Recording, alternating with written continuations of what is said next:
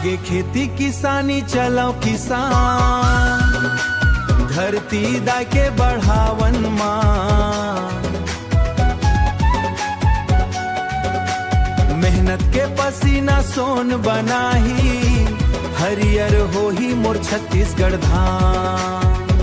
बरसत पानी महके माटी, धान के रोपा गावे गाथा। हल जोतत गूंजे गांव के बोली, खुशी ले भर जाते हर परथा।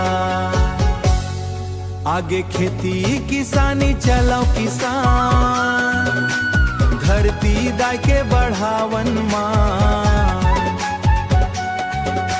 मेहनत के पसीना सोन बनाही, हरियर होही मोर छत्तीसगढ़ धाम।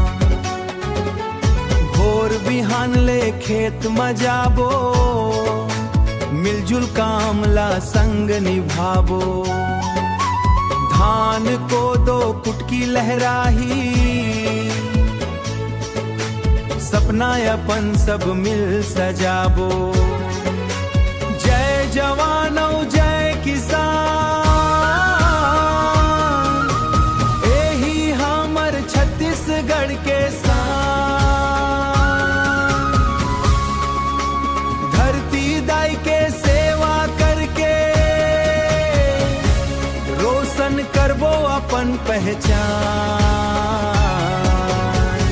आगे खेती किसानी चलो किसान, हरियर बनावन अपन जहान।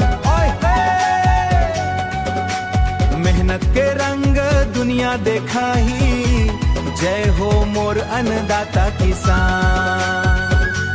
जय हो मोर अन्नदाता